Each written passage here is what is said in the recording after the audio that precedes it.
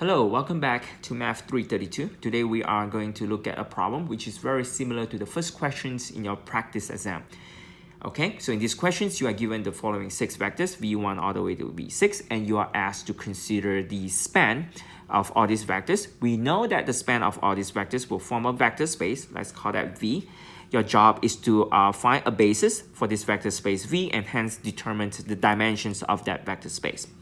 Now, there are 2 different methods which you can use in order to solve this problem. So the first method is to simply put the vectors v1, v2, v3, v4, v5, v6 as the column of a matrix which we call A. So the column of A will consist of the vectors v1 all the way to v6, and then we try to row reduce it. This is the RREF of your matrix A. Now, we said that in class before, but because it's very important, so let me repeat it here in details. So the first observation is that the column space of your matrix A, which is the span of all these columns, and the column space of your RREF of A, which is again the span of all these columns, they are different. Okay, so they are not the same. The row reductions, the elementary row reduction would not preserve the column space of A and the column space of REF of A. They will change it. How do you know that? In this case, it's kind of pretty easy to see. For example, 1041, this column is obviously in the column space of A, but no matter how you combine linearly combines all these columns in your REF of A, you're just not going to be able to get 1041 because all these entries here, all the 4th entries in the columns, they are all 0. So no matter how you linearly combine them, you will have the 4th column 0. But this is 1. So no matter how you do it, no matter how you linearly combine all these column vectors in your REF of A, there's just no way to get 1041.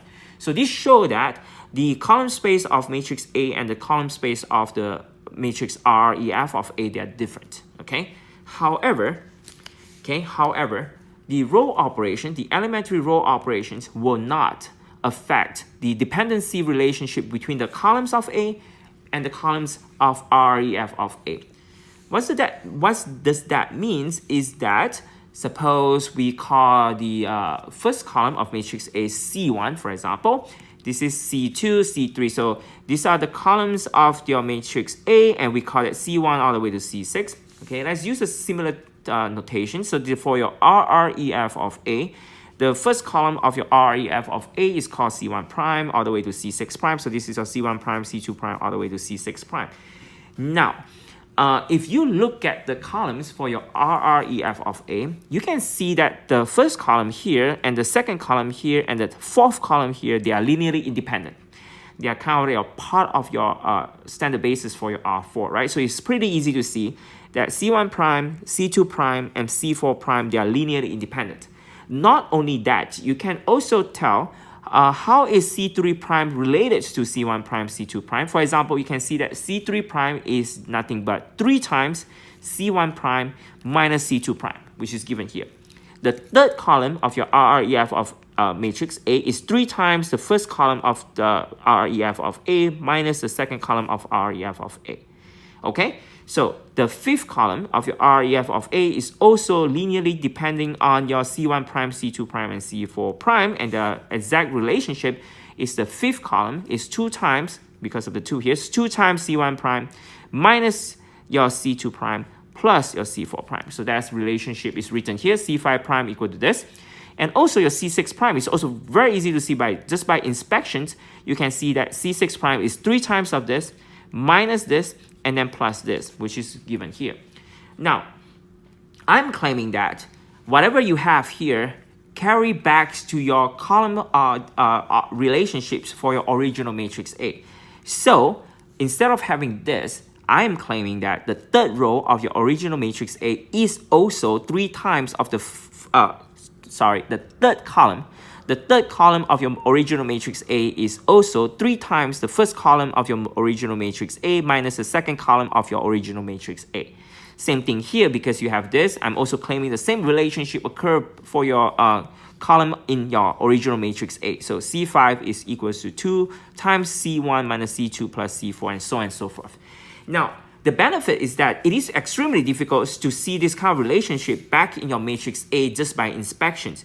You cannot see that this one, C1, C2, and C4, they are linearly independent, and C3 can be somehow combining C1 and C2, and C5 it can be somehow obtained by combining C1, C2, and C4. It's difficult to see from original matrix A, but the relationships for this column operations for your REF of A can be carried back to your column relationship for your original matrix A.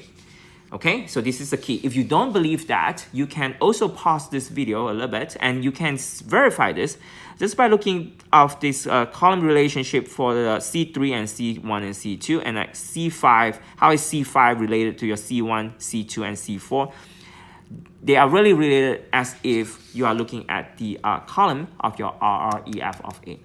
That is what we say, that the elementary row operation will not affect the dependency relationship between these two matrices.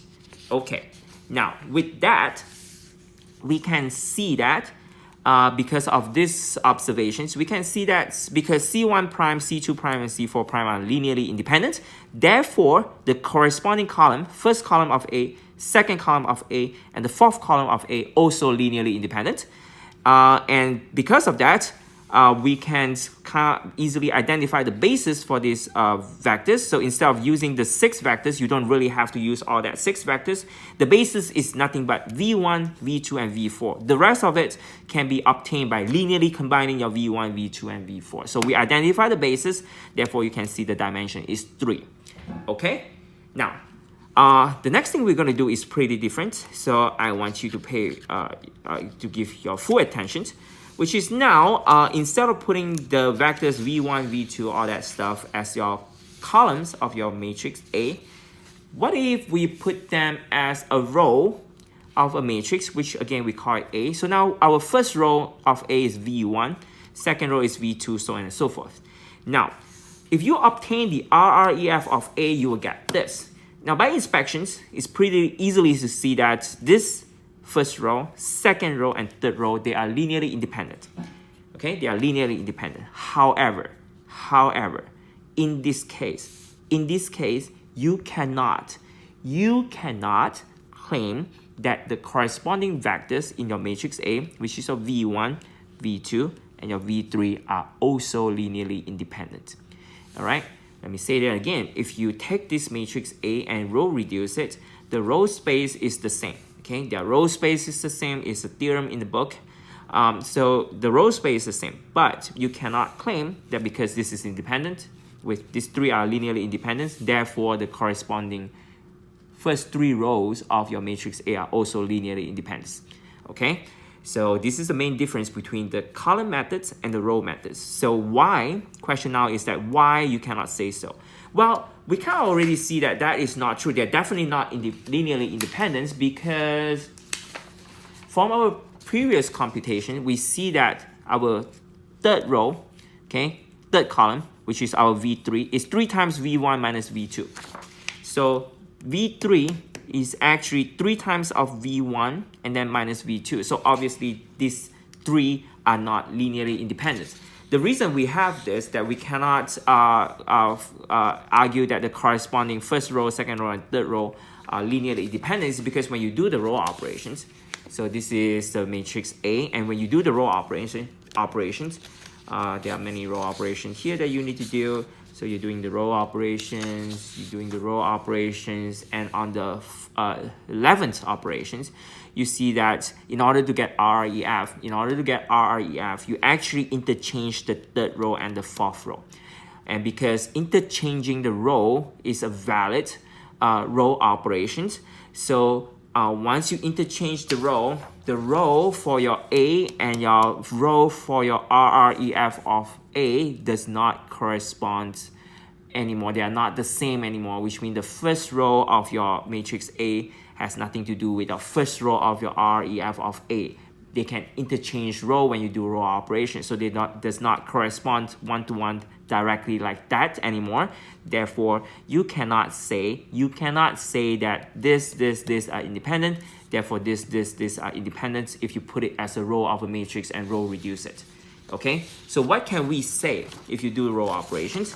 When you do row operation, the things that you can say is that once you have that, okay, because these are linearly independent, so the basis is going to be this. You're going to use the first row and second row and third row of your RREF of A to form a basis for V. Okay, you cannot use the first 3 rows for matrix A to do that, but you can use the first 3 rows for your RREF of A to claim that this is the basis for your vector space V. We know long time ago that basis for a vector space need not be unique. So we have 2 different bases here. So we have the basis, which is like this, okay? And we also have basis, which is like that. That's fine. So bases need not be unique, but the number of elements in the basis has to be the same. So in this case, they are all 3, and these are the dimensions of that vector space. So I hope this is clear. There's a difference, there's a big difference between whether or not you put the matrix vectors as a row of a matrix, or you put the vectors as the column of a matrix. Okay, that's the end of this video.